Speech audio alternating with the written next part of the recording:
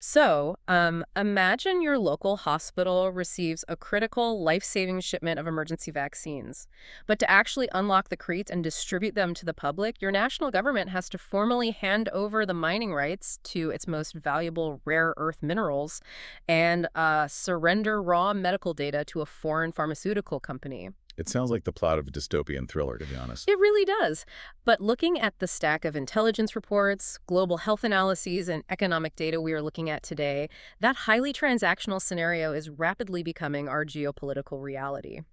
Welcome to the Claire and Horatio Daily World Brief, available at claireandhoratio.com. Today is Tuesday, July 7, 2026. And we are tracking a series of global events right now where civic stakes, sweeping governance changes, and sheer human impact are colliding in some pretty unprecedented ways. We are going to start with the lead story today, which is the high-stakes NATO summit currently unfolding in Ankara, Turkey. From the outside, you have all the visual pageantry you would expect. U.S. President Donald Trump was greeted by Turkish President Erdogan with this massive ceremonial red carpet, a military flypast trailing red, white, and blue smoke. But almost immediately upon landing, that unified image just fractured. Well, it did, because the contrast between the diplomatic ceremonies on the tarmac and the actual conversations happening behind closed doors is stark. President Trump immediately disrupted the summit's unity by reviving his demand that the United States acquire Greenland from Denmark. Wait, Greenland, as in the territorial demand, is back on the table right in the middle of a major defense summit? It is actively back on the table. And on top of that demand, he issued a blunt threat to pull all American troops out of Europe. The stated reasons for this threat target European immigration and energy policies, alongside lingering anger that European allies chose not to support the U.S. war in Iran earlier this year. And while the U.S. administration is issuing ultimatums and focusing on acquiring land masses, other nations seem to be treating this gathering as a very urgent war council. Ukrainian President Volodymyr Zelensky is on the ground in Ankara, and he is actively pleading for affordable, mass-produced anti-ballistic systems to be deployed by 2030 just to counter Russia's growing missile arsenal. Right, and in direct response to the unpredictability coming from Washington, European nations are aggressively signing massive joint defense contracts. We are seeing major agreements for new fleets of Airbus transport planes and Swedish early warning aircraft. Those contracts definitely signal a continent preparing to stand alone. But the time frame is precisely the vulnerability here, isn't it? As the U.S. steps back, is Europe's scramble to jointly build missiles and aircraft actually moving fast enough to deter a post-war, rapidly rearming Russia? The visual of signing a contract for Airbus transport planes is reassuring on paper, but the physical reality of building a sovereign defense apparatus takes years of uninterrupted industrial focus. Decades, in some cases. And the civic stakes for European citizens are shifting dramatically as a result of that timeline. For a very long time, the foundational promise of European security was the guarantee of U.S. protection.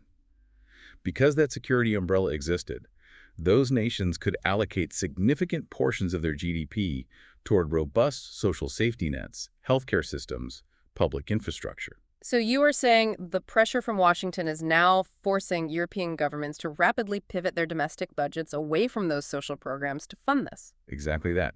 They have to funnel those billions directly into heavy defense manufacturing now. We are witnessing a fundamental alteration of the social contract across the continent. National security is being redefined from ensuring a high quality of life for citizens to urgently stockpiling munitions. This transactional approach to alliances abroad really mirrors a massive shift in how the U.S. administration is redefining governance and private enterprise within its own borders. We saw a highly unusual spectacle on Monday. President Trump rang the New York Stock Exchange ceremonial opening bell directly from the Oval Office. Which is a very deliberate visual merging of state power and financial markets. Right, and simultaneously, the administration and its allies have launched this messaging campaign utilizing revived Cold War-era John Birch society language. They're explicitly branding political opponents as, quote, communists who intend to destroy American culture. The rhetoric is designed to consume public attention with ideological labels. But if you look at the applied policy behind that fierce anti-communist language, the administration has quietly executed the most massive extension of government control over private industry in decades. The numbers are staggering when you actually look at them. The U.S. government now holds a 9.9% stake in Intel. They have taken a 15% stake in the rare earth producer MP Materials. They are negotiating a 5% equity stake in OpenAI, and they are actively forcing U.S. chipmakers to hand over 15% of their China revenue just to secure export licenses. They also maintain a golden share veto power over U.S. steel. Let me stop you on that specific point, because that term gets thrown around in financial circles a lot. What exactly is a golden share? Does that mean the government can just flat out veto a private CEO's decision without holding a majority stake? That is precisely what it means. A golden share gives the holder, in this case the federal government, a special veto power over major corporate decisions. They can prevent foreign takeovers, block the sale of critical assets, or fundamentally alter the business model, regardless of how much actual equity they own. Oh, wow. So they do not need a 51% majority to stop U.S. Steel from making a move they dislike. Exactly. By taking strategic stakes in Intel for semiconductor manufacturing, MT Materials for the resource extraction needed for defense tech, and OpenAI for artificial intelligence, the White House is utilizing equity stakes, targeted tariffs, and export licenses to exert central control over the future of the economy. The contradiction there is just jarring. You have a government heavily promoting free market capitalism in its public messaging, while actively wielding state power to take direct ownership of tech and manufacturing giants. How do voters or markets even interpret a reality where the stated ideology is the exact opposite of the applied policy? Well, by understanding that this is a state-directed industrial policy masked by a cultural war. What makes this shift historically significant is the mechanism of control. This consolidation of state power over private enterprise is largely bypassing traditional legislative oversight. Because Congress isn't passing sweeping nationalization laws. No, not at all. Industrial decision-making is being concentrated entirely within the executive branch through these targeted financial levers. If the U.S. administration is using equity stakes and financial leverage to strong-arm domestic tech companies, it makes sense that they would apply that exact same transactional playbook abroad, which explains the massive restructuring we are seeing in global health right now. After moving to dismantle USAID, the U.S. administration is now offering billions in bilateral health funding directly to African nations. And we're seeing the scale of that already. Kenya, for example, recently signed a $2.5 billion deal. Before we unpack the conditions of that deal, I want to quickly mention that for more daily briefings, brain candy explainers, and classic audiobooks, you can always visit clarenaryshow.com. So looking at the structure of these bilateral health deals, it really resembles a hostile corporate takeover. It is like a corporate raider taking over a struggling company, except the company is a sovereign nation, and instead of liquidating office furniture, they are holding pandemic early warning systems hostage. That is a very accurate way to frame it, because these are not the multilateral aid packages of the past. These agreements come with severe, non-negotiable conditions attached.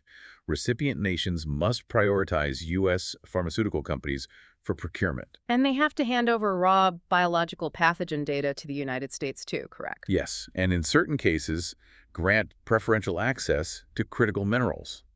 The requirement to hand over raw pathogen data without any guarantee that the resulting vaccines or treatments will be shared with the host nation has raised massive ethical red flags. Which explains why Zambia, Ghana, and Zimbabwe have all formally resisted signing these agreements, citing severe threats to their national sovereignty and the privacy of their citizens' medical data.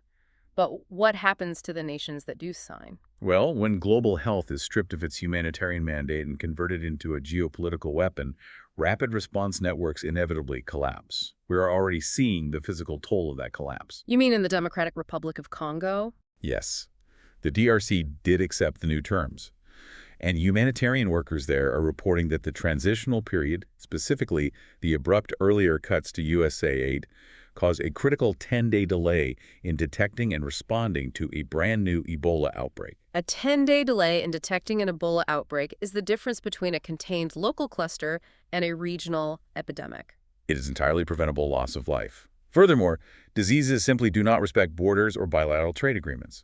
Hoarding pathogen data for the exclusive benefit of American pharmaceutical monopolies might offer a short-term commercial advantage for those companies, but it dismantles the early warning systems that the entire globe relies upon.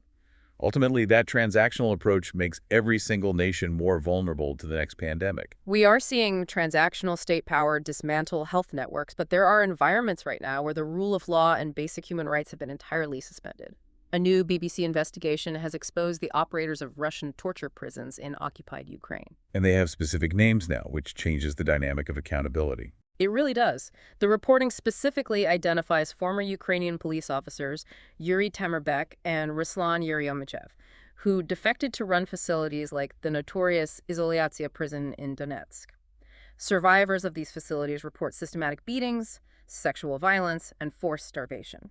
And on a similar note regarding indefinite detention, in Israel, the Supreme Court is currently reviewing the case of Dr. Hussam Abu Safia, the director of the Kamal Adwan Hospital in northern Gaza. He has been detained without charge since December 2024 under the Unlawful Combatants Law, right?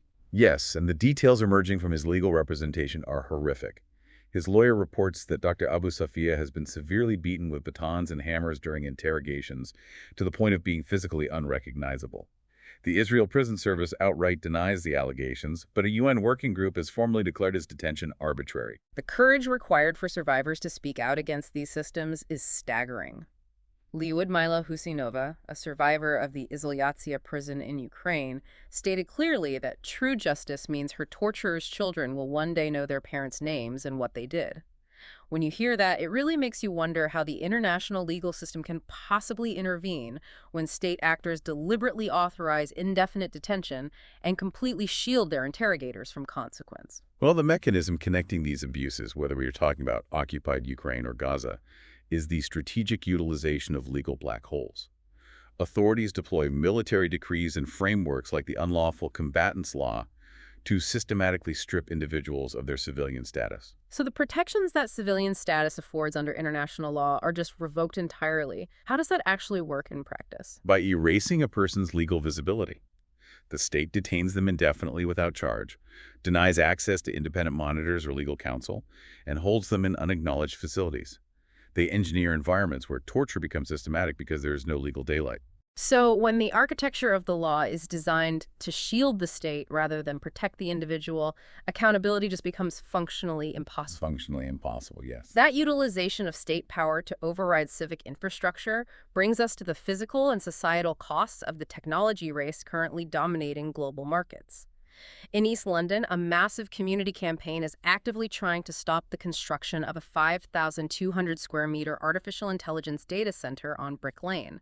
This single facility is projected to drain 5.2 megawatts of power from the local grid. To put that in perspective for you, 5.2 megawatts is enough electricity to power roughly 15,000 homes. And this is happening in a borough where 31,000 people are currently waiting for social housing. The most frustrating part for the local residents is the purpose of this facility. It is not being built to solve a human problem or improve the lives of the community. The primary stated purpose of this data center is to shave mere milliseconds off high-frequency automated trading algorithms in the nearby financial district. Why does it need to be built in the middle of a densely populated neighborhood facing a housing crisis? Because of the physical limits of latency. Information travels through fiber optic cables at the speed of light, but when financial algorithms are executing millions of trades a second, physical distance actually matters. So to shave off a fraction of a millisecond, the physical server needs to be geographically next door to the financial exchange. Precisely. The algorithms require proximity. That is why they are draining massive amounts of local power in East London instead of building this facility in an empty field miles away. So the local community bears the strain on their power grid entirely to feed algorithmic wealth extraction for a tiny fraction of the financial sector. We are seeing a similar extraction of civic resources in Beijing, where China is rapidly scaling its robotaxi fleets through companies like Baidu and WeRide. Taking advantage of the country's massive existing electric vehicle supply chains, these autonomous vehicles are weaving through dense city traffic. We tend to treat robotaxis like a convenient, futuristic Uber replacement.